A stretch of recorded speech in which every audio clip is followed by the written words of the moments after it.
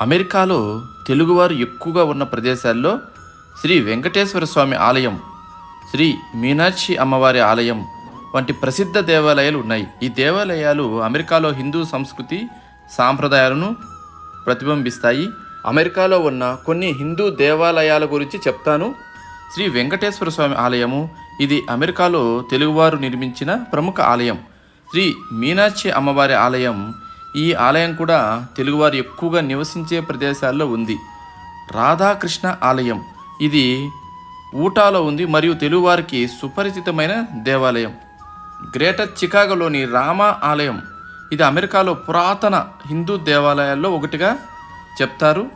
వీటితో పాటు అనేక ఇతర చిన్న దేవాలయాలు, ధ్యాన కేంద్రాలు కూడా అమెరికాలో తెలుగువారు నిర్మించినవి చాలా ఉన్నాయి. శివ విష్ణు ఆలయం కాలిఫోర్నియాలో ఉంది. శ్రీ సత్యనారాయణ స్వామి దేవస్థానం మిల్పిటాస్ కాలిఫోర్నియాలో ఉంది. అలాగే మాలిబు హిందూ టెంపుల్ లాస్ ఏంజల్స్లో ఉంది. 1981లో ఈ టెంపుల్ నిర్మించారు. వెంకటేశ్వర స్వామి ఈ దేవాలయంలో ముఖ్యంగా ప్రత్యక్ష దైవంగా ఉంటారు. శ్రీ అష్టలక్ష్మి సమేత శ్రీ వెంకటేశ్వర స్వామి టెంపుల్ లాస్ ఏంజల్స్లో ఉంది. వేద శ్రీ వెంకటేశ్వర స్వామి టెంపుల్ సియోటెల్లో ఉంది. డల్లాస్లో కారసిద్ధి హనుమాన్ టెంపుల్ ఒకటి ఉంది.